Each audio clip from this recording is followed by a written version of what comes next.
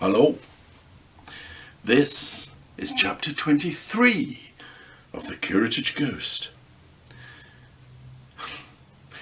It was just beginning to get dark. Katherine had found some fresh clothes, and Luka was now dressed in full Tudor gear. He looked more girlish than boyish, but in the grand scheme of things, that didn't matter.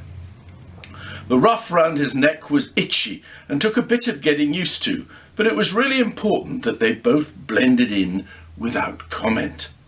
Luka had reassured her about the crown, stressing it was safe in the 21st century, which was not an easy concept to grasp, but Katherine allowed herself to go along with it. They were now both agreed that trying to get to the house where the Curatage would be was probably the most likely plan that might just work. How? Well, they knew not, but they both of necessity had a strong hope that, well, something would turn up. Luka also had some sort of idea that they should try to rescue Sir Max. Katherine thought this an exceedingly foolish and risky thought, and yet, he was her betrothed, and perhaps she had been a bit hard on him, and now she'd learned from Luka that he'd loved her for 500 years. Not many girls could say that about their fiancé. Sometimes a girl just has to do what a girl has to do. Luka quizzed Katherine on the castle layout, looking for something to create a diversion. Fighting fire with fire seemed a good idea. Katherine remembered that there was a large hayrick used for storing the straw to use for flooring. It was quite near the castle keep entrance, the other end of the bailey from the main gate that they'd have to get out of to get to the village.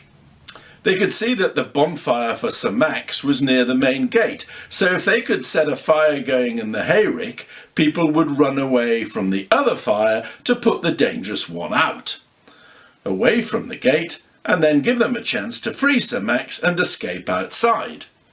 Well, that was the plan. They would need a sharp knife to cut the bonds, and of course matches to light the fire. Katherine looked blank. Matches? Of course. Luka realised they hadn't been invented yet. So how did you light fires?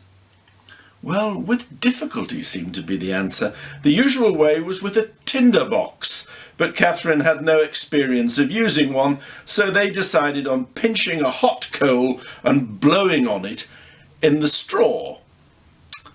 She found a lidded box in the next room to carry it in. Suddenly they heard fanfare. Katherine started. The king! It can't be, but that is the royal herald sound. The king? You mean Henry? Henry VIII?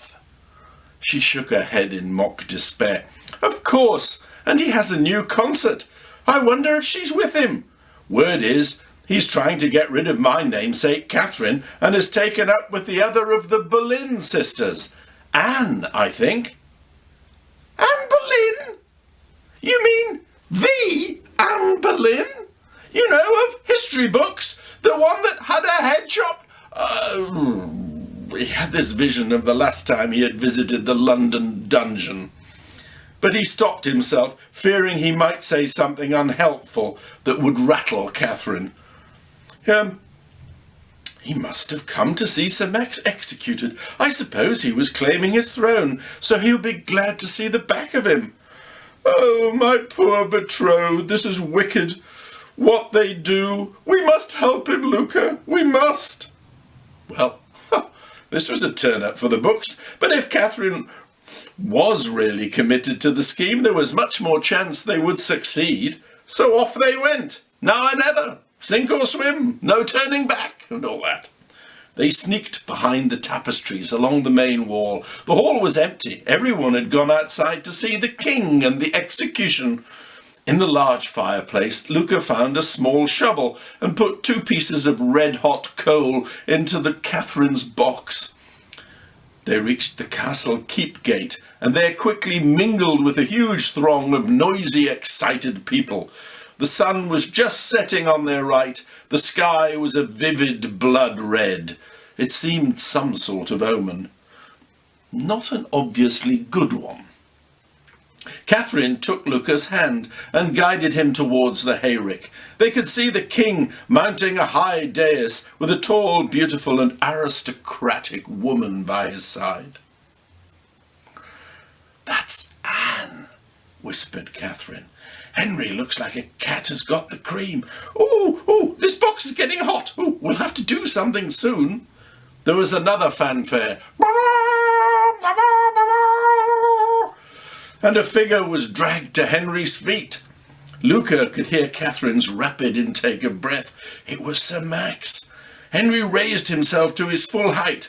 He really was a fine figure of a man in full kingly outfit that Luka sort of recognised from books and films. He had a strong yet soft voice. "De la Pole, you are a traitorous, vainglorious scum, and the Star Chamber has sentenced you to burn in hell. We are here to see the sentence carried out forthwith." The prisoner spoke clearly. Luka recognised Sir Max's voice. "Henri, you are a poltroon, a corpulent loon with no breeding. May God in his heaven punish you for the wickedness you do to me and fair Katherine." Henry seemed very angry. Anne looked perplexed, as if to say, "Katherine? Who's she? And what are you doing to her?" There was no time to press the question, because the trumpets sounded again, and they dragged the prisoner to the base of the fire. Now, we'd better do it now," whispered Katherine urgently. The hayrick was, well, a bit rickety. It was locked, but it was on uneven ground, the edge towards the back, out of sight of the assembled crowd, and Luka squeezed his small, slim frame under the bottom beam. Katherine passed him the coals. In the dark, he gathered some straw and began blowing. The coals flared red, a little flame, crackle, crackle, a bigger flame, whoosh, a really big flame. Time to go. As he turned to crawl out, he could feel the heat on his bottom. Katherine pulled him out, and a long lick of flame followed him. "Come on, Luka, now we've got to get Maximilian." They entered the throng and started descending quite steeply towards the dais where the king and Anne Boleyn were standing. Katherine tripped and nearly fell, but Luka caught her. At that moment there was a hullabaloo, and the crowd seemed to turn as one.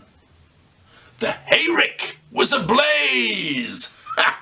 Katherine looked ahead. Sir Max was strapped to the central pole. The branches and logs were piled in a large, steep circle all around him. Now the soldiers were lighting the bonfire too. Flames were just catching the lower branches. She could see Maximilian, head held high, staring at the king with as much scorn as he could muster on his face. In that brief moment, she was proud of him, perhaps even loved him. And then the smoke obscured his face. Were they going to be too late? Oh, were they? Wow. Oh, well, that was the end of chapter 23, and to find out whether they were too late or not, you'll have to listen to chapter 24. Goodbye.